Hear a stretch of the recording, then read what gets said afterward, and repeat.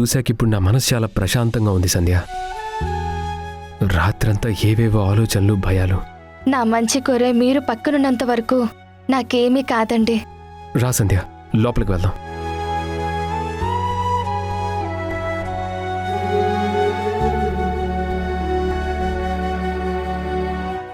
చూసావా వదినా, ఇన్ని రోజులు డ్రాపింగ్లు పికప్లే అనుకున్నాం, ఇప్పుడు ఏకంగా బార్డర్ దాటేసినట్టున్నారు. మరే వాళ్ళిద్దరి వాళ్ళకని చూస్తుంటే రాత్రంతా కార్లో షికార్లు కొట్టినట్టున్నారు. షికార్లతో ఆపితే పర్లేదు వదినా, హద్దులు దాటితేనే వాళ్ళ బుద్ధులు బయటపడతాయి. వదినా, ఇంకేంటి బయటపడేది? కళ్ళకు కట్టినట్టు కనిపిస్తుంటేను. మనమింకా పద్ధతి గల వాళ్ళం కాబట్టే పద్ధతిగా మాట్లాడుకుంటున్నాం. ఇదే ఇరుగు పొరుగు వాళ్ళు చూస్తే ఇంకా ఏమనుకుంటారు చెప్పు? బాగా చెప్పావు వదినా, అందరూ మనలా పద్ధతిగా ఉంటారా ఏంటి? నోటికొచ్చినట్టు మాట్లాడుకోరు. అయినా మనకెందుకులే, మళ్ళీ అందరూ మన గురించి ఆడిపోసుకుంటారు. పద, సంధ్యారాగం సీరియల్ వచ్చి టైం అయింది.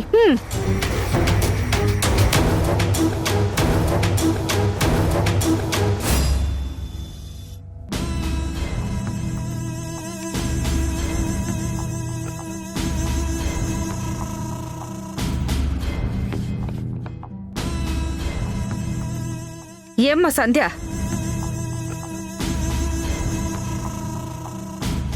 నీకో ఇల్లు, మొగుడు, కుటుంబం ఉందని గుర్తుందా? అదేంటత్తయ్య అలా అంటున్నారు? రాత్రంతా ఇంటికి రాలేదు, ఒక్క ఫోన్ లేదు. ఏమయ్యావో, ఎక్కడికి వెళ్ళావో తెలియక మేమెంత భయపడ్డామో తెలుసా? శ్రీకరం అయితే భోజనం చేయలేదు, నిద్ర కూడా పోలేదు. బయట చిన్న అలికిడైతే చాలు సంధ్య వచ్చింది అనుకుంటూ వెళ్ళడం, నువ్వు రాకపోయేసరికి బాధగా తిరిగి రావడం. అసలే వాడి ఆరోగ్యం బాగోలేదు. కనీసం నువ్వు అదైనా దృష్టిలో పెట్టుకోవాలి కదమ్మా. అత్తయ్య, ఇదంతా కావాలని చేసింది కాదు, అనుకోకుండా జరిగింది. ఎమ్మెల్యే గారు ఫ్యాక్టరీలో ఉన్నారు అంటే ఆయన్ని కలవడానికి వెళ్ళాము.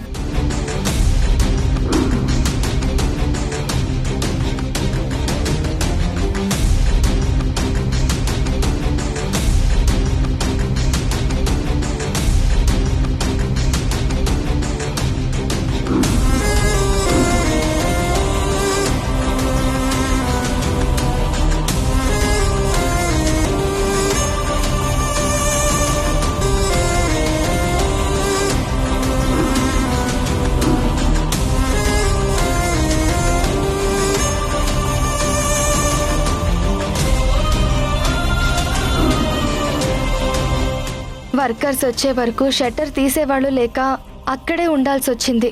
చూడమ్మా, ఈ కారణాలు మన ఇంట్లో చెప్పడానికి మాత్రమే, కానీ ఇరుగు పొరుగు వాళ్ళకి ఏం తెలియవు కదా.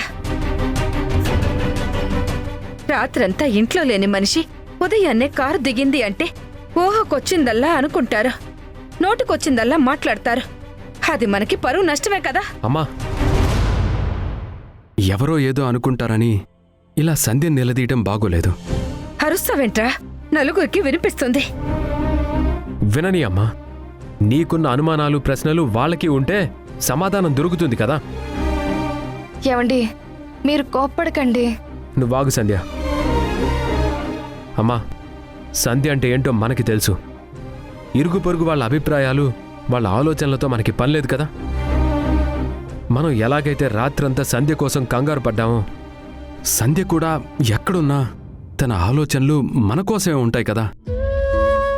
నిద్రలేక అలిసిపోయి వచ్చిన సంధ్యని నువ్విలా నిలబెట్టి మాట్లాడడం ఏంటి? అది కాదురా నేను చెప్పేది. ఇంకేం మాట్లాడద్దమ్మా. సంధ్య, నువ్వు లోపలికెళ్ళు.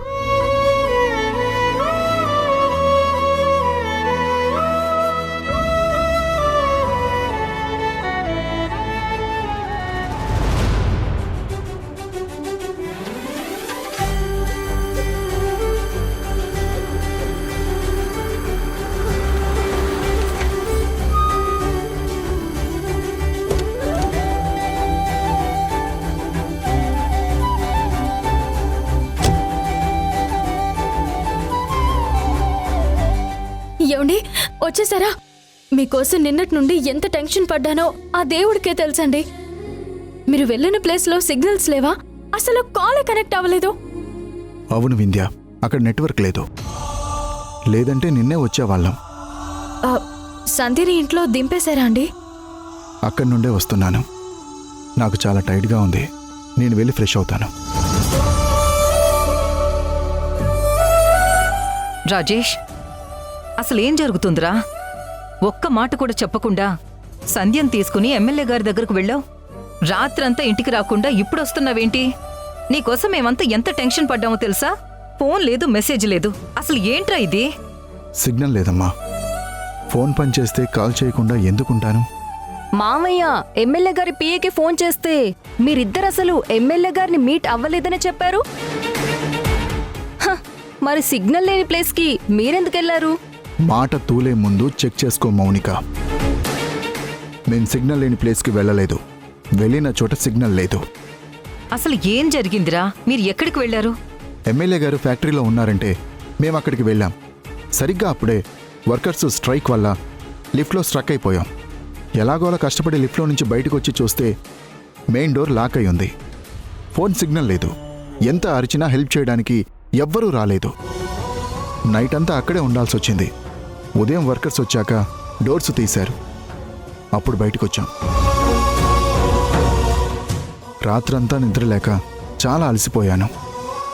మీకింకా డౌట్లున్నా క్లారిటీ కావాలన్నా తర్వాత చెప్తాను, ఓకేనా? అదేం లేదురా, నువ్వు వెళ్ళు.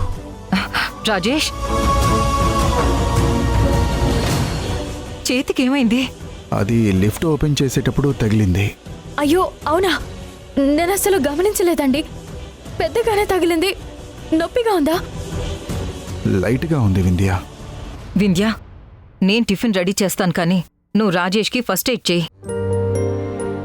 పెయిన్ కిల్లర్ టాబ్లెట్స్ ఉన్నాయి కదా? ఉన్నాయి అత్తయ్య.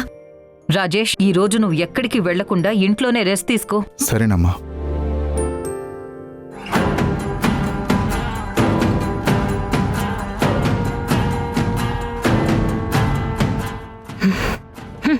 మన రివెంజ్ గేమ్ స్టార్ట్ చేయాల్సిన టైం వచ్చింది. కొడుకు మీద ప్రేమ, సంధ్య మీద కోపం, ఈ రెండు చాలు అత్తని ఆయుధంగా వాడుకోవడానికి.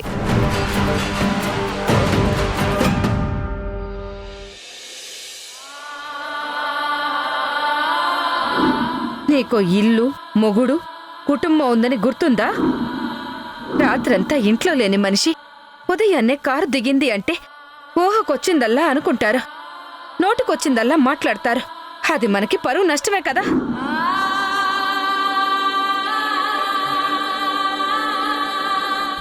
వదినా, వదినా, రాత్రంతా నువ్వు రానందుకు అమ్మ చాలా టెన్షన్ పడింది వదినా. అన్నయ్య కూడా భోజనం టాబ్లెట్స్ మానేసి నీకోసం ఎదురు చూడ్డం తట్టుకోలేకపోయింది. నిన్నటి నుంచి ఉన్న కోపం మొత్తం ఒక్కసారిగా చూపించింది. మా అందరికీ ధైర్యం నువ్వు. అలాంటిది నువ్వు బాధపడుతుంటే నా మనసుకు చాలా కష్టంగా ఉంటుంది. చెప్పాలంటే అది కోపం కాదు, నీ మీద ప్రేమ. నీకేమైందో అని భయం, అంతే తప్ప నీ మీద ద్వేషం లేదు. అమ్మ మాటలు పట్టించుకోవద్దు వదినా, ప్లీజ్. అత్తయ్య గారి గురించి నాకు తెలీదా శ్రీజ? పిలుపు మాత్రమే వేరు. కానీ నేను ఈ ఇంటికి వచ్చినప్పటి నుంచి నేను కూడా అత్తయ్య గారిని అమ్మలానే భావిస్తున్నాను. కాకపోతే నా గురించి అన్నీ తెలిసిన అత్తయ్య గారే ఆలోచించకుండా మాట్లాడడం బాధగా ఉంది. అదేదో కోపంలో. తెలుసు, కోపంలో అన్న మాటలే అయినా మర్చిపోవడానికి, మనసుకి నచ్చ చెప్పుకోవడానికి కొంచెం టైం పడుతుంది. ఇదంతా ఆ కాకులాంటి వల్లే వదినా. అమ్మకి నీ మీద నమ్మకం ఉన్నా రాత్రంతా రానందుకు వాళ్ళంతా నీ గురించి ఏమనుకుంటారో, వీధిలో వాళ్ళకి తప్పుగా చెప్తారో అని టెన్షన్ పడింది. ఇప్పుడు నువ్వు వచ్చేసావు కదా, ఏ ప్రాబ్లం ఉండదు. సరే వదినా. ఇరుగు పొరుగు వాళ్ళు ఏమనుకుంటారో అని నన్ను నమ్మే అత్తయ్యకి కూడా కోపం వచ్చింది. అలాంటిది వింధ్య ఇంట్లో మనుషుల్ని, మనసుల్ని మాయ చేసే మౌనిక ఉంది. అది చెప్పే మాటల వల్ల ఆల్రెడీ వింధ్య డిస్టర్బ్ అవుతుంది. అలాంటిది ఈ అవకాశాన్ని వదులుతుందా? వెంటనే వింధ్యతో మాట్లాడాలి.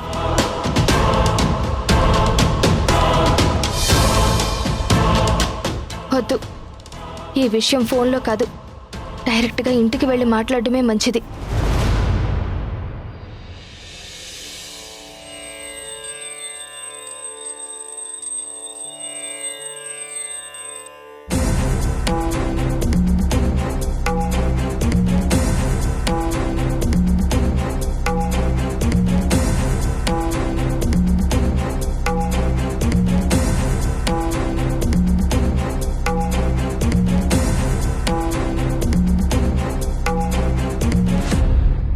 నీ కొడుకు క్షేమంగా ఉండాలని దేవుని మొక్కుకున్నావా అత్తా? నా కొడుకే కాదు, ఇంట్లో అందరూ సంతోషంగా ఉండాలని మొక్కుకున్నాను. కనిపించని దేవుడి మీద నమ్మకం ఉంటే పర్లేదు కానీ కనిపించే ప్రతి మనిషిని, వినిపించే ప్రతి మాటని నమ్మడం కరెక్ట్ కాదేమో అని నా అభిప్రాయం. మౌనిక, నువ్వేం చెప్పాలనుకుంటున్నావో డైరెక్ట్గా చెప్పు. నువ్వు నీ వంకర మాటలు. ఏం లేదత్తా, బావ రాత్రంతా ఇంటికి రాకపోవడానికి కారణం చెప్పాడు కదా, అది నిజమని నువ్వు నమ్ముతున్నావా? అవును, వాడు నా కొడుకు, నాకు అబద్ధం చెప్పడు. ఏంటి, అబద్ధం చెప్పడా? మరి శ్రీకర్ ట్రీట్మెంట్కి హాస్పిటల్లో చెక్ ఇచ్చి ఏం చేశాడు? సంధ్య కోసం బట్టల షాప్ వాడికి డబ్బులిచ్చి ఏం చెప్పాడు? బావకి అబద్ధం చెప్పడం అలవాటైందత్తా. అప్పుడు చెప్పాడు, ఇప్పుడు కూడా అదే కంటిన్యూ చేస్తున్నాడు. అంటే ఏంటి నువ్వు చెప్పేది? సంధ్య బావ ఇద్దరూ ఎమ్మెల్యే గారిని మీట్ అవ్వలేదు అనేది నిజం కాదా? అంటే ఎమ్మెల్యే గారి వంకతో వాళ్ళిద్దరూ ఎక్కడికైనా వెళ్లారేమో, డిస్టర్బ్ అవ్వకూడదని ఫోన్లు స్విచ్ ఆఫ్ కూడా చేసుకుని ఉంటారు. నోర్ముయ్, అలా జరిగుండదు. అనవసరంగా లేనిపోనివి ఊహించి మాట్లాడొద్దు. జరగదు అనడానికి ఎంత ఛాన్స్ ఉందో, జరిగుంటుంది అని చెప్పడానికి అంతే ఛాన్స్ ఉంది. నిజానిజాలు బయటపడాలంటే నువ్వు ఈ విషయాన్ని సీరియస్గా తీసుకోవాలత్తా.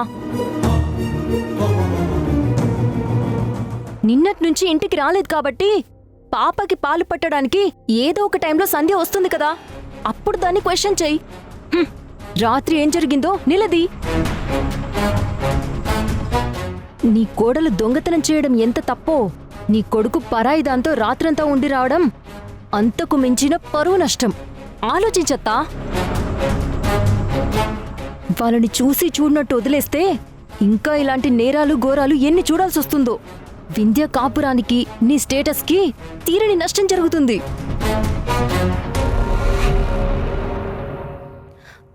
అదిగో అత్త, అదొస్తుంది.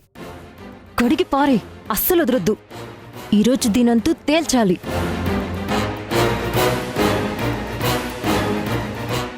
ఆంటీ, వింధ్య ఎక్కడుంది? పైన రూమ్లో ఉంది. సరే ఆంటీ.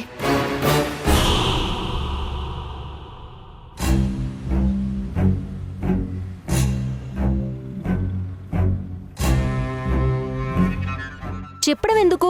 వెళ్ళి తనతో పాటు రూమ్ వరకు వెళ్ళి డ్రాప్ చేసి రావాల్సింది. నేను చెప్పిందేంటి, నువ్వు చేసిందేంటత్తా? నువ్వొక అబద్ధాన్ని నిజమేమోనని భయపడి మాట్లాడుతున్నావు. అది అబద్ధమే అని నేను నమ్ముతున్నాను, కాబట్టే మౌనంగా ఉన్నాను. సంధ్యతో పాటు నా కొడుకు స్థానంలో వేరే ఎవరైనా ఉంటే సంధ్యని అనుమానించేదాన్ని. నువ్వు చెప్పిన ప్రతి ప్రశ్న అడిగేదాన్ని. కానీ నా మౌనానికి కారణం నా కొడుకు క్యారెక్టర్ మీద, నా పెంపకం మీద నమ్మకం. వాడికున్న ఒకే ఒక్క దురలవాటు మందు మాత్రమే. అంతే తప్ప ఆడవాళ్ల విషయంలో చాలా గౌరవంగా ఉంటాడు. ఈ విషయం నేనే కాదు, వాడి గురించి తెలిసిన వాళ్ళు ఎవ్వరైనా చెప్తారు. అంతెందుకు, పెళ్లికి ముందు బావా బావా అంటూ వాడి చుట్టూ తిరిగేదానివి. చాలా చనువుగా ఉండేదానివి కదా. నీతో ఎప్పుడైనా తప్పుగా ప్రవర్తించాడా? నా కొడుకు గురించి నీకంతా తెలుసు అనుకున్నాను, కానీ నువ్వు తెలుసుకోవలసిన విషయాలు చాలా ఉన్నాయని నాకిప్పుడే అర్థమవుతుంది. అది కాదత్తా. వద్దు మౌనిక, ఇంకేం మాట్లాడొద్దు. నిన్ని ఇంటికి పిలిచింది ఇంట్లో ఉన్న సమస్యలకి పరిష్కారం చూపించాలనే తప్ప కొత్త సమస్యలు తీసుకొస్తావని కాదు.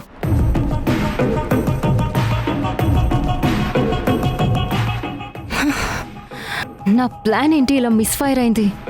అత్తకి కొడుకు మీద ప్రేమ, నమ్మకం ఎక్కువై నా మాటలు పట్టించుకోవట్లేదు. నేను ఈ ఇంటికి నీ కోసమో నీ సమస్యల కోసమో రాలేదత్తా, బావ కోసం వచ్చాను. బావ నుంచి వింధ్యని దూరం చేసి నాకు మాత్రమే దక్కేలా చేసుకోవడానికి వచ్చాను. వింధ్య,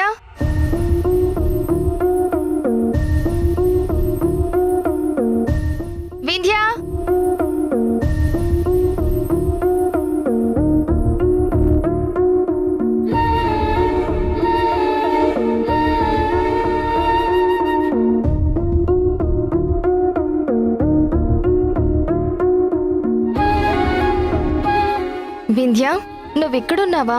నీకోసం ఇల్లంతా వెతికాను. బట్టలు ఆరేయడానికి వచ్చాను.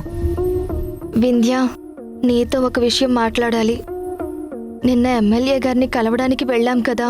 ఆ తెలిసింది. పాపం ఎమ్మెల్యే గారిని మీట్ అవడం కుదరలేదంట కదా. పర్వాలేదులే, ఇంకో రోజు వెళ్ళండి. మా ఆయన నీ లోన్ విషయంలో చాలా స్ట్రాంగ్గా ఉన్నారు. ఖచ్చితంగా శాంక్షన్ అవుతుంది. నేను లోన్ గురించి మాట్లాడడానికి రాలేదు. అంతకు మించి ఏముంది మన మధ్య మాట్లాడుకోవడానికి?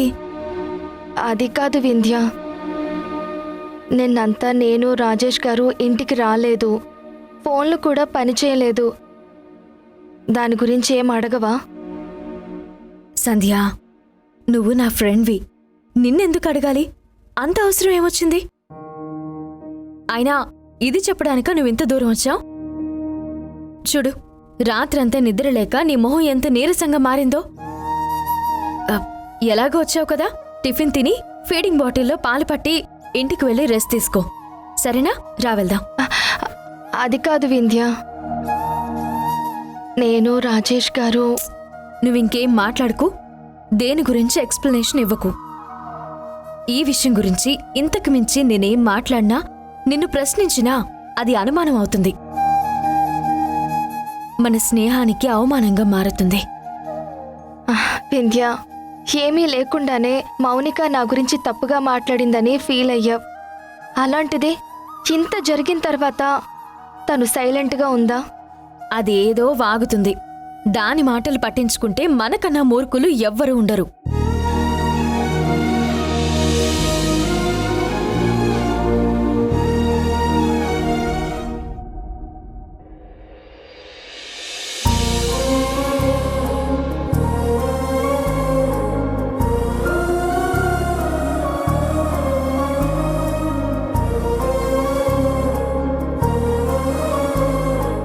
ఒక్కొక్క బాటిల్ ఇంత రేటు ఉంది ఏంటయ్యా?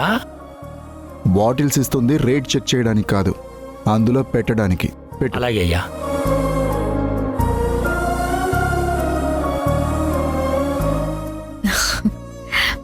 నువ్వేం చేసినా నాకు మంచి జరుగుతుందని నమ్ముతాను.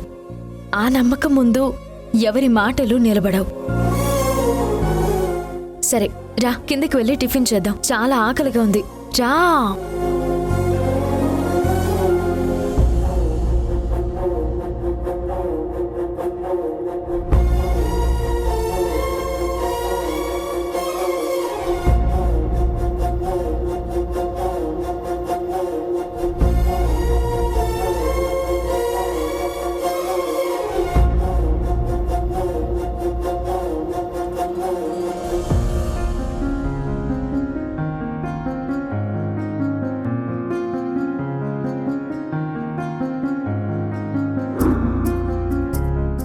కానీ రాత్రుళ్ళు మందు తాగుతారు అన్న మాట వచ్చేసరికి తన కళ్ళల్లో కన్నీటి చెమ్మ కనిపిస్తుంది.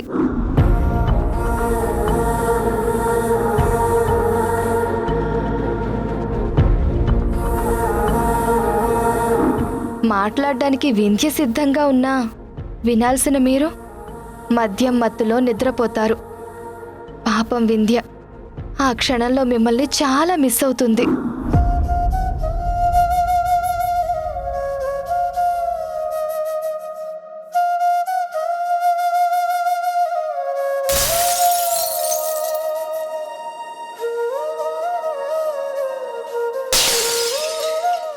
ఏంటి ఆ సౌండ్? పద చూద్దాం.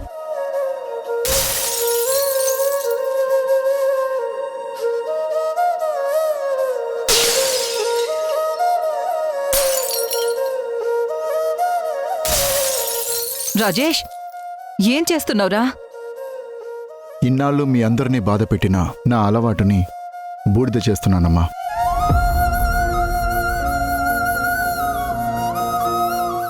జీవితంలో ఇంకెప్పుడు మందు ముట్టుకోనమ్మా.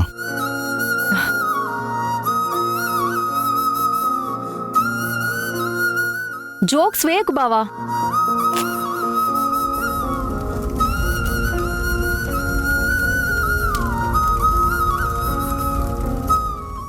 రాజేష్, నువ్వు చెప్పింది నిజమే కదా? ఇంకెప్పుడు మందు తాగవు కదా? అవునమ్మా, తాగను.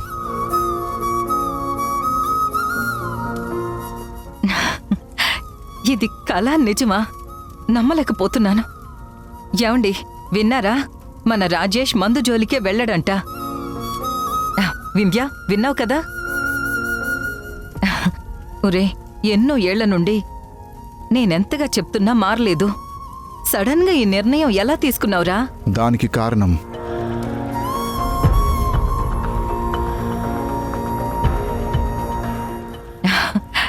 ఏంటి, మన వింధ్యానా? కాదమ్మా,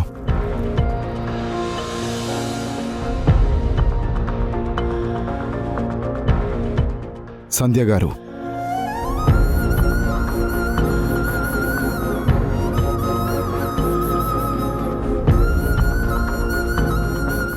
సంధ్య గారు, నిన్న రాత్రి మీకిచ్చిన మాటని నిలబెట్టుకుంటున్నాను. మీ మాటలు నా మనసు మీద చాలా బలమైన ముద్ర వేశాయి. నా తాగుడు వల్ల మా అమ్మ, నాన్న, వింధ్య ఎంత బాధపడుతున్నారో, నా కూతురి విషయంలో చిన్న చిన్న ఆనందాలు ఎన్ని దూరం చేసుకుంటున్నానో, ఆ ఒక్క అలవాటు జీవితాన్ని ఎంత నాశనం చేస్తుందో మీరు చెప్తే కానీ నాకు అర్థం కాలేదు. మీ మాటలు వినకపోతే నాలో మార్పు సాధ్యం కాదు.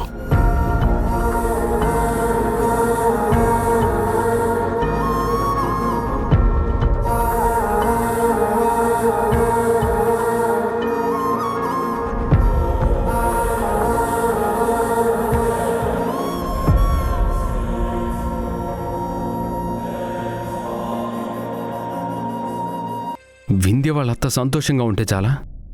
మీ అత్తగారి గురించి పట్టింపు లేదా? అంత తప్పుగా నేనేం ప్రవర్తించాను? ఇష్టం వచ్చినట్టు ఉంటాను, నచ్చిన చోటికి వెళ్తానన్న పద్ధతి మార్చుకోవాలి. ఇక నుంచి నువ్వెక్కడికి వెళ్తున్నావో, ఎప్పుడు వస్తావో అమ్మకి తెలియాలి. అమ్మ అనుమతి తీసుకోవాలి. ఇదే ఆఖరిసారి చెప్పడం. ఇంకెప్పుడు ఇది రిపీట్ చేయొద్దు.